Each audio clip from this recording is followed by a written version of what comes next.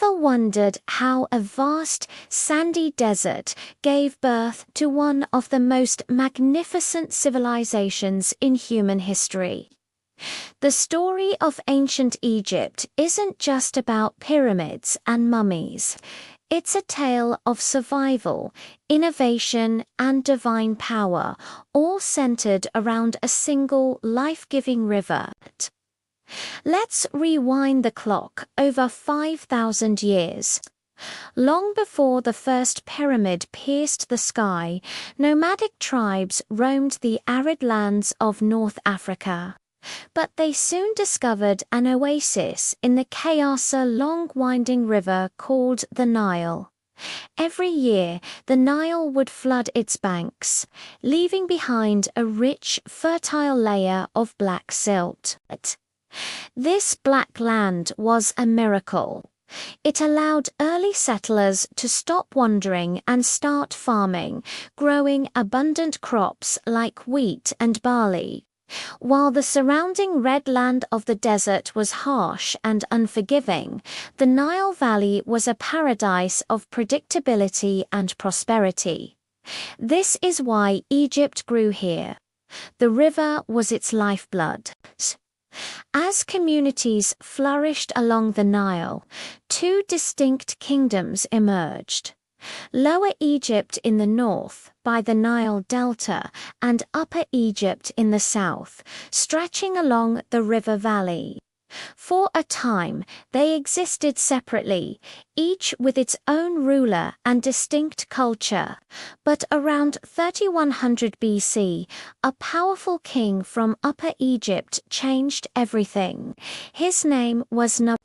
In a series of brilliant military campaigns, Narmer conquered Lower Egypt and united the two lands into a single, powerful kingdom.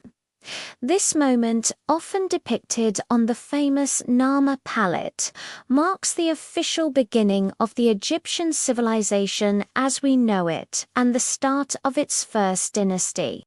For the first time, the red crown of Lower Egypt and the white crown of Upper Egypt were worn by one ruler, symbolizing a unified nation. With this unification came a new kind of ruler. The king was no longer just a political leader. He became a divine figure. The title Pharaoh, which means great house, began to represent a god on earth, a living link between the heavens and humanity. The pharaoh was seen as the earthly incarnation of the god Horus, and upon death he would become Osiris, the god of the afterlife. This divine status gave the pharaoh absolute power over the land and its people. His word was law, his commands were divine will, and all of Egypt's resources were at his disposal. This belief system was the glue that held the kingdom together for millennia. The pharaoh's power and the nation's wealth were directly tied to the Nile. The river wasn't just for farming, it was the highway of ancient Egypt. It facilitated trade, allowing boats to carry grain, gold, stone, and other goods up and down the kingdom. This created a bustling economy and helped centralize the pharaoh's control. The annual flood, which they learned to predict and manage with incredible accuracy, dictated their calendar, their religion, and their entire way of life. The Nile's predictable cycle gave the Egyptians a sense of order and stability, a concept they called Mat, which represented truth, balance, and cosmic harmony.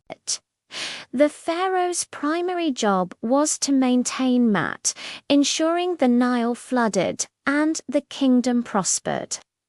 Under the rule of these early dynasties, Egypt experienced a cultural explosion. They developed one of the world's first writing systems.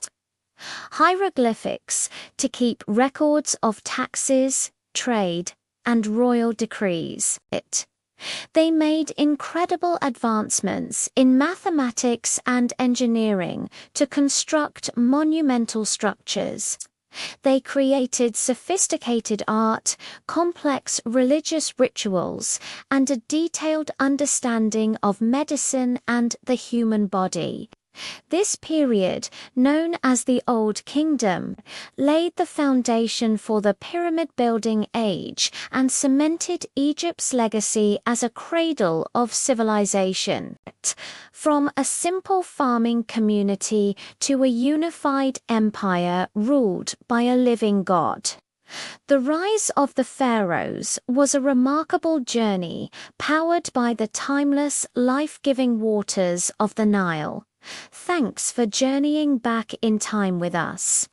If you enjoyed this glimpse into ancient Egypt, don't forget to hit that like button, subscribe to the channel, and ring the bell so you don't miss our next historical adventure.